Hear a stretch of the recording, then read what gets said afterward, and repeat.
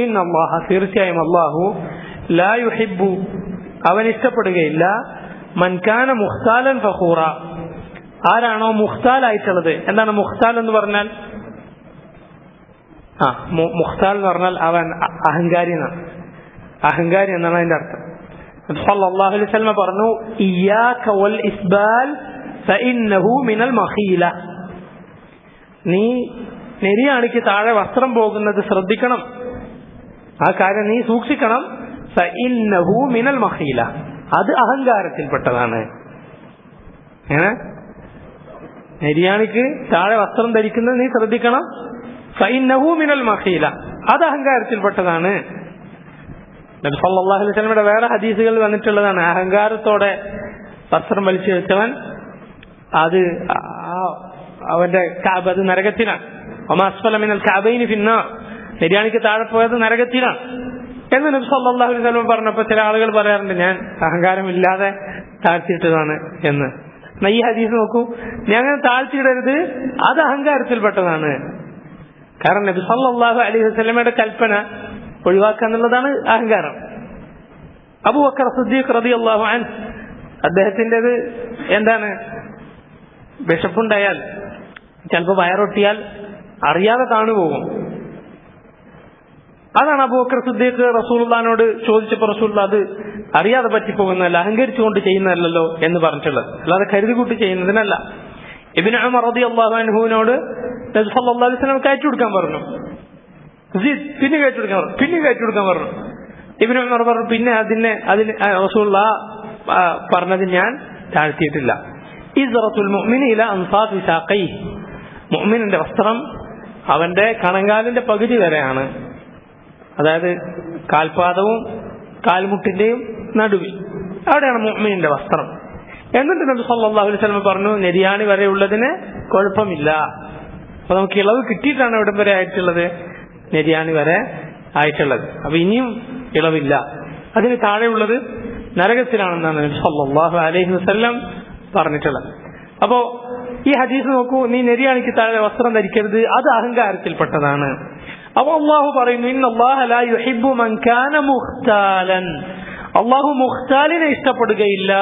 അവിടെ മുഫസ്സിറുകൾ പറഞ്ഞു അഥവാ ഫി ഹൈഅതി, രൂപത്തിൽ, തന്റെ കോലം തന്നെ അഹങ്കാരിയുടേതാണ്. അള്ളാഹുവിന്റെ റസൂല് വിലക്കിയ വസ്ത്രം ധരിക്കലാണ് അഹങ്കാരം, അതല്ലാതെ നല്ല വസ്ത്രം ധരിക്കൽ അഹങ്കാരമല്ല, നല്ല ചെരുപ്പ് ധരിക്കൽ അഹങ്കാരമല്ല. നബി സല്ലല്ലാഹു അലൈഹി വസല്ലം തന്നെ അത് റസൂലുള്ളാഹിന്റെ നാവിൽ നിന്ന് തന്നെ സ്ഥിരപ്പെട്ട കാര്യമാണ്.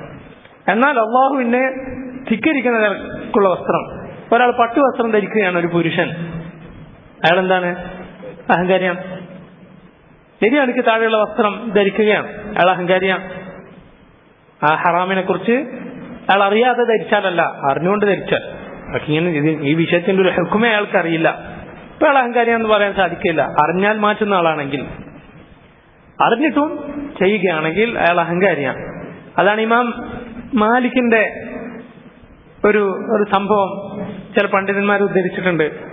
ഇമാം മാലിക് ഇങ്ങനെ ക്ലാസ് എടുത്തുകൊണ്ടിരിക്കുകയാണ്. ഇമാം മാലിക്കാണ് അബൂ ഹനീഫയാണോ എന്ന് എനിക്ക് ഓർമ്മയില്ല, രണ്ടിലൊരാളാണ്. ജനങ്ങൾക്ക് ക്ലാസ് എടുത്തുകൊണ്ടിരിക്കെ ഒരാൾ വന്നു, നല്ല പട്ടുവസ്ത്രം ധരിച്ചിട്ട് ഒരാൾ. അയാൾ വന്നിട്ട് സദസ്സിലിരുന്നു.